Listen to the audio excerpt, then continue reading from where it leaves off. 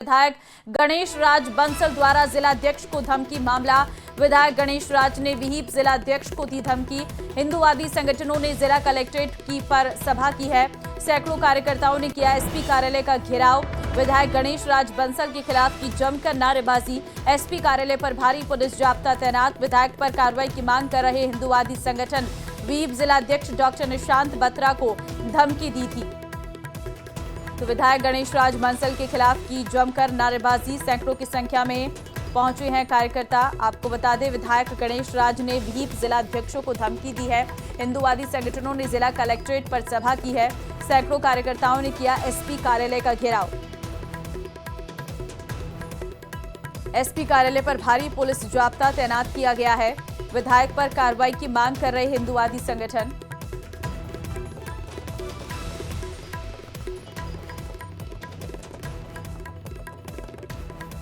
राजू रामगढ़िया संवाददाता phone line पे इस वक्त हमारे साथ है। राजू, विधायक गणेश राज बंसल द्वारा जिला अध्यक्ष को धमकी का ये जो पूरा मामला है, बताइए अब इसमें आगे क्या कुछ किया गया है? बिल्कुल, जो हनुमानगढ़ से निर्दलीय विधायक हैं गणेश राज बंसल, इनके द्वारा जो विश्व हिंदू परिषद के जिला अध्यक्ष हैं और वरिष्ठ सर्जन हैं डॉक्टर निशांत बत्रा, उनको जो धमकी देने का मामला था, यह करीब 19 तारीख की बात है। और इसके बाद से लगातार जो है हिंदूवादी संगठन विधायक के खिलाफ कार्रवाई की मांग कर रहे थे। और आज जो है हिंदूवादी संगठनों ने जिला कलेक्ट्रेट पर शौर्य प्रदर्शन किया, सभा की और इसके बाद एसपी कार्यालय का घेराव किया। एसपी कार्यालय पर भारी पुलिस जाब्ता तैनात है। फिलहाल जो है प्रतिनिधि मंडल है प्रदर्शनकारियों का, उनकी एसपी हरिशंकर से वार्ता चल रही है।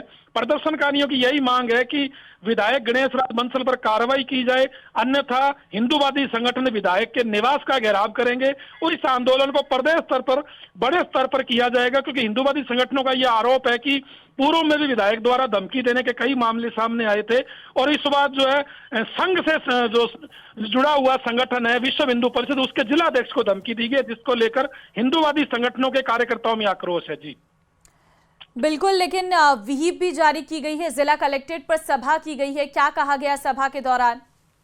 जी बिल्कुल, सभा के दौरान एक ही मांग है कि जो विधायक गणेश राज बंसल है इस पर कार्रवाई की जाए। सभा के दौरान विश्व हिंदू परिषद, बजरंग दल के अलावा भाजपा कार्यकर्ता भी बड़े पैमाने पर शामिल है।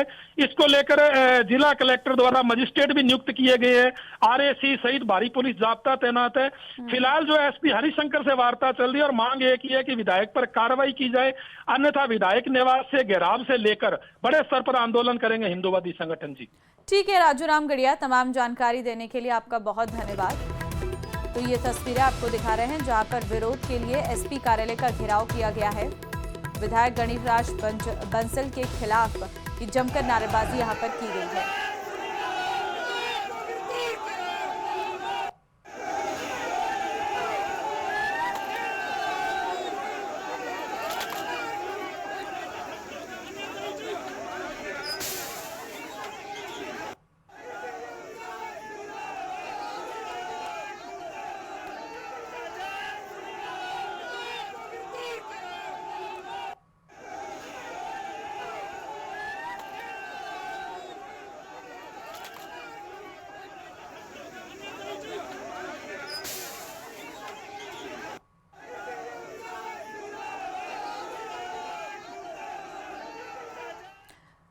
और अब बीकानेर से बड़ी खबर आपको देंगे जहां पर ट्रिपल मर्डर और 50 लाख की ठगी मामले में अपडेट सामने आया है। मुख्य आरोपी तांत्रिक बी शिवा को पुलिस घटनास्थल लेकर पहुंची है। खाजूवाला की वार्ड नंबर 16 में घटनास्थल पर ले जाकर कार्रवाई यहां पर तस्दीक करवाई गई है और बीकानेर सेंट्रल जेल से प्रोटेक्शन वारंट पर लाया गया है। आरोपी तांत्रिक बी शिवा है 30 जून तक 6 दिन के रिमांड पर। थानाधिकारी ने कहा कि जांच में और नाम आने पर होंगी गिरफ्तारियां। हर पहलू की बारीकी से जांच में जुटी है खाजूवाला पुलिस। तांत्रिक बी शिवा को घटनास्थल लेकर पहुंची है पुलिस मौका तस्दीक कराने के लिए। खाजूवाला के वार्ड 16 ले जाकर तस्दीक कराई गई है। जांच में और भी नाम सामने आने पर गिरफ्तारियां होंगी। ट्रिपल मर्डर और 50 लाख की ठगी मामले में ये जानकारी आपको दे रहे हैं।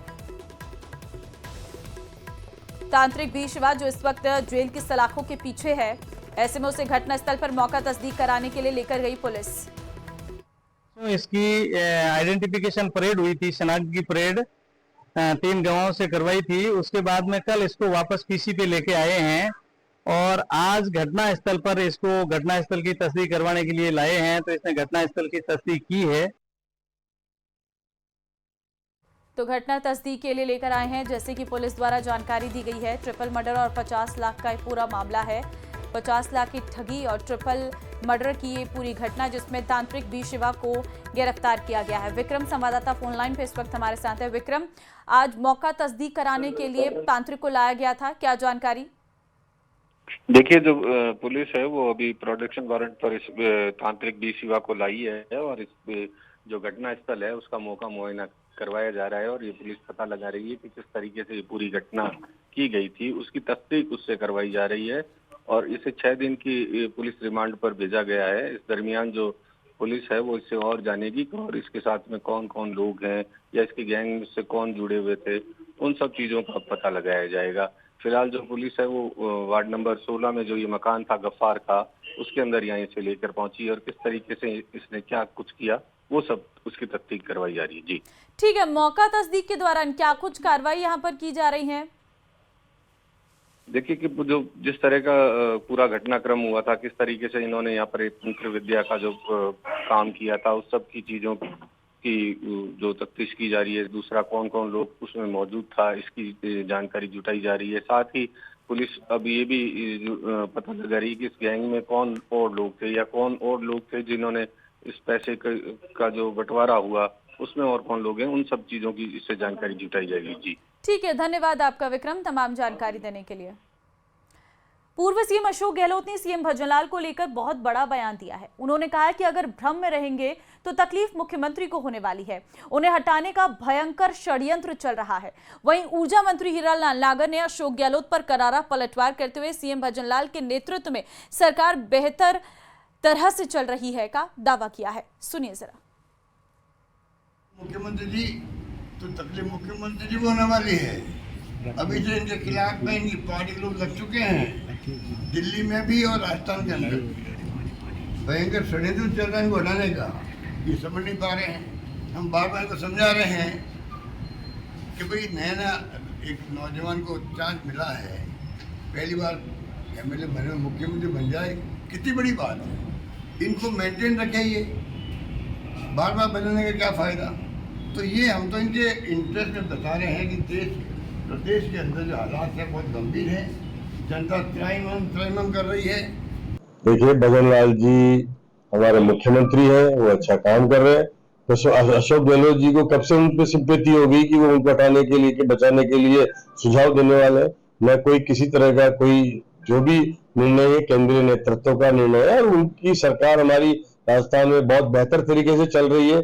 हम हर क्षेत्र में प्रगति कर रहे हैं, पानी से लेकर जल जीवन मिशन से लेकर बिजली के विभाग से लेकर के, और क्षेत्र में हमारा प्रदेश आगे बढ़ रहा है और हमें केंद्र से निरंतर उन योजनाओं में सहयोग मिल रहा है जिसकी वजह से हम आगे बढ़ रहे हैं। तो ऐसी कोई किसी तरह की कोई ये भ्रांतियां फैलाने का काम है और ये कांग्रेस हमने करती रही है और ये चिंताएं अशोक जी को थी, उनके खिलाफ षड्यंत्र किए गए थे। वो होटलों में रहे, कितने दिन उन्होंने सरकार चलाई, ये खुद जानते हैं ना अशोक जी के खिलाफ क्या क्या षड्यंत्र हुए।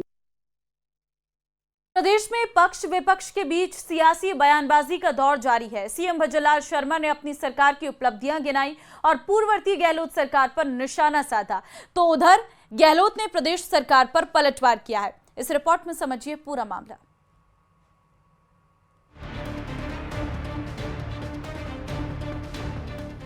भजनलाल शर्मा और गहलोत आमने सामने। सीएम का पूर्ववर्ती कांग्रेस सरकार पर निशाना, गहलोत का प्रदेश सरकार पर हमला।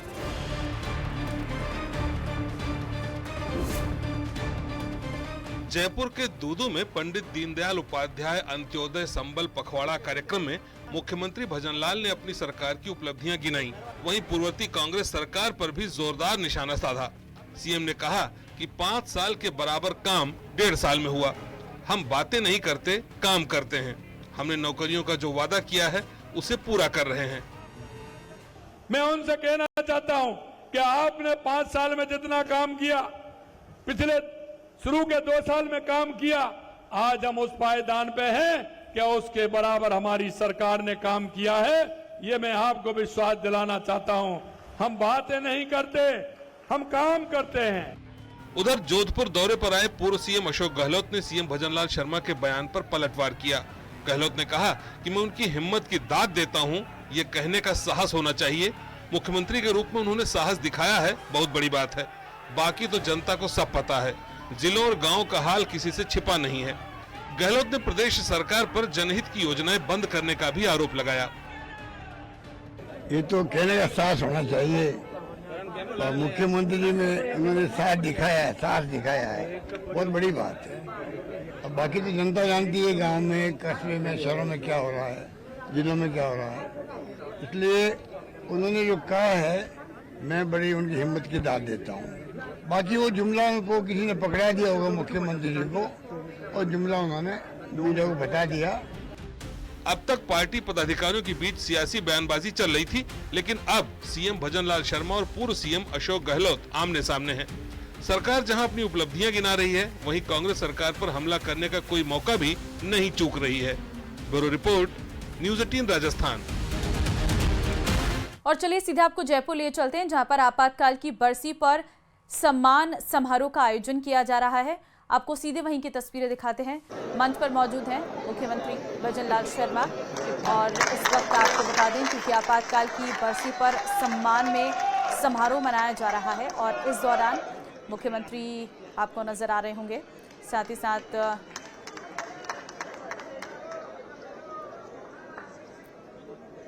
यहाँ पर क्योंकि आज स्वतंत्रता सेनानियों को सम्मानित किया जाएगा और लोकतंत्र सेनानियों को सम्मानित किया जाएगा।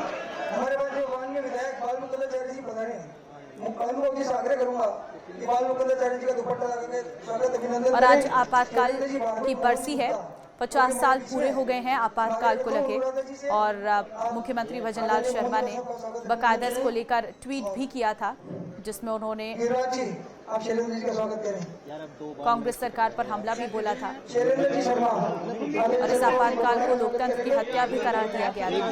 अब यहाँ पर क्योंकि आज आपातकाल की बरसी पर सम्मान समारोह है, विधायक बाल मुकुंदाचार्य भी मौजूद है।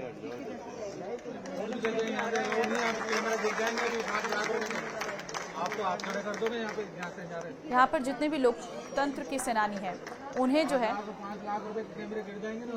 सम्मानित किया जाएगा। बाकी बीजेपी के विधायक यहाँ पर मौजूद हैं और बीजेपी के सभी कार्यकर्ता मौजूद हैं। ये कार्यक्रम लोकतंत्र सेनानियों को सम्मानित करने के लिए रखा गया है।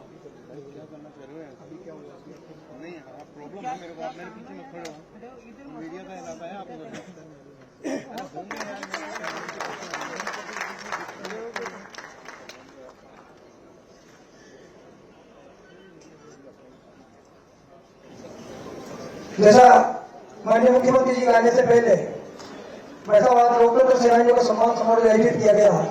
इसमें सबसे खुशी की बात यह है कि भाई साहब जयपुर शहर के अंदर इन सेनानियों का सम्मान करने का अवसर हमको शायद चौथी या पांचवी बार मिल रहा है। लेकिन आज सबसे अच्छा दिन यह है कि आज सबसे बड़ी संख्या के अंदर, हमको तो डर था माननीय मुख्यमंत्री जी ने आप सबके लिए एक शहर रोज का कार्यक्रम रखा है, तो हमको डर था कि शायद आज स्वतंत्रता सेनानियां होंगे भी होंगे, लेकिन 100 से भी ऊपर की संख्या में आज लोकतंत्र सेनानी यहाँ पधारे हैं। एक बार सब कार्यकर्ताओं को आग्रह करूंगा कि लोकतंत्र सेनानी बैठे हैं, हम सब कार्यकर्ता खड़े होकर जोरदार गलत ध्वनि से माननीय मुख्यमंत्री जी को बधाई और लोकतंत्र सेनानियों का स्वागत और अभिनंदन करेंगे। भारत माता की, लोकतंत्र सेनानी जिंदाबाद, लोकतंत्र सेनानी जिंदाबाद, आपका संघर्ष जिंदाबाद।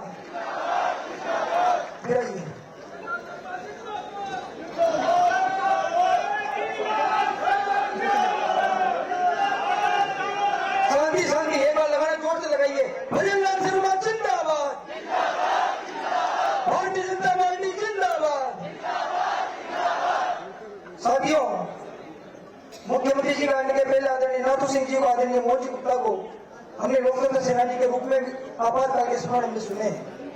किस प्रकार का भयावह दृश्य हमने सुना और किस प्रकार से उस इमरजेंसी के दौरान 1 लाख से ज्यादा भारतीय जनता पार्टी के कार्यकर्ता, जो जनसंघ के कार्यकर्ता थे या संघ के स्वयंसेवक थे, उनको किस प्रकार से बंद किया गया, किस प्रकार से यातनाएं दी गई।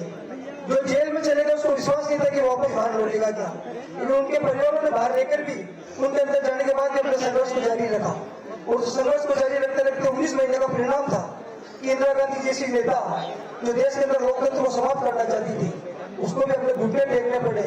और इन्हीं के संघर्ष के बाद के अंदर जब देश के अंदर पहला लोकसभा का चुनाव हुआ, उस लोकसभा के चुनाव के अंदर कांग्रेस बुरी तरीके से हारी और 154 सीटों के ऊपर से 20 सीटों की इंदिरा गांधी जो रायबरेली से चुनाव लड़ती है खुद भी इस चुनाव के अंदर हारी। इसलिए मैं कृपया में से कहूँ कि आज वो कार्यकर्ता बैठा है, इस कार्यकर्ता से चाहे कोई सा राजनीतिक दल हो, चाहे कोई अमान्य शक्ति हो, अगर भारतीय जनता पार्टी के कार्यकर्ता से टकराएगी तो उसका अर्थ ये होगा जो इंदिरा गांधी का हुआ था। इसलिए मैं इस कार्यकर्ताओं की शक्ति को नमन करते हुए इस पूरे जनसंघ के काल के अंदर जो कुछ घटा है उसके ऊपर माननीय मुख्यमंत्री जी ने जिस प्रकार से हमको अभी 2 दिन पहले श्यामा प्रसाद मुखर्जी के ऊपर सुनाया था, मैं समझता हूँ जब मुख्यमंत्री जी बोलेंगे तो इमरजेंसी की ऐसी कोई बड़ी घटना नहीं होगी जो हमारे बीच में छूटेगी। माननीय मुख्यमंत्री जी बढ़ते केंद्रीय नेतृत्व से जो सामग्री हम सबको मिली, हम सब भी छोटे कार्यकर्ता, हम भी इमरजेंसी के दौरान 7-7, 8-8 साल के थे, लेकिन उस सामग्री को पढ़ते हैं तो रोंगटे खड़े होते हैं कि एक पूरे देश के अंदर एक प्रधानमंत्री का पुत्र जो किसी राजनीतिक पद के ऊपर नहीं था और उसने देश के अंदर एक नसबंदी का अभियान चलाया और देश भर के अंदर 1 करोड़ से ऊपर पुरुषों की नसबंदी कर दी गई हो और उस नसबंदी के सर्टिफिकेट को सरकारी मान्य सरकारी योजनाओं को प्राप्त करने के लिए नसबंदी का सर्टिफिकेट अनिवार्य कर दिया गया हो। पता नहीं कितनी यादें सपने हमने सही होगी, उनसे आपको उद्बोधन हमको सुनने को मिलेगा। लेकिन आपको उद्बोधन से पहले इस पूरे लोकतंत्र की हत्या के ऊपर एक पुस्तक का विमोचन, एक पुस्तक उस समय लिखी गई थी, लोकतंत्र संघर्ष स्मारिका। हमको खुशी है कि उसकी स्मारिका की कीमत मैंने भी वो स्मारिका मैंने देखी, तो उसकी स्मारिका की कीमत मात्र 4 रुपए थी। उसके प्रधान संपादक रामस्वरूप जयदेवाल थे और प्रबंध संपादक हमारे जयपुर के कार्यकर्ता स्वतंत्र सेनानी के कांता प्रसाद जी शर्मा थे। तो कांता प्रसाद जी की वो पुस्तक का मैंने अभी जब लाए तो मोटे रूप से देखा तो मुझे भी लगा कि ये पुस्तक माननीय मुख्यमंत्री जी के हाथ में जरूर जानी चाहिए। आप भी इसको पढ़ेंगे तो बहुत अच्छा लगेगा। मैं कांता प्रसाद जी से आग्रह करता हूँ कि बढ़ते आगे, पूर्व सीएम अशोक गहलोत ने सीएम भजनलाल को पत्र लिखा है। श्रीगंगानगर में किसान आंदोलन को लेकर ये पत्र लिखा गया है। बीबीएमबी से गंग कैनाल में पानी उपलब्ध करवाए जाए। जून महीने के लिए 25 क्यूसेक पानी किया था निर्धारित। किसान वर्ग के लिए श्रीकरणपुर एमएलए धरने पर बैठे। सीएम भजनलाल से आवश्यक कार्रवाई करवाने का आग्रह किया गया है। देखिए, श्रीगंगानगर में क्योंकि इस वक्त गंग कैनाल में पानी नहीं होने की वजह से 25 क्यूसेक पानी की मांग को लेकर किसान जो है वो लंबे समय से आंदोलनरत हैं। ऐसे में अब इसके लिए सीएम को पत्र लिखा गया है पूर्व सीएम गहलोत के द्वारा। बीकानेर से बड़ी खबर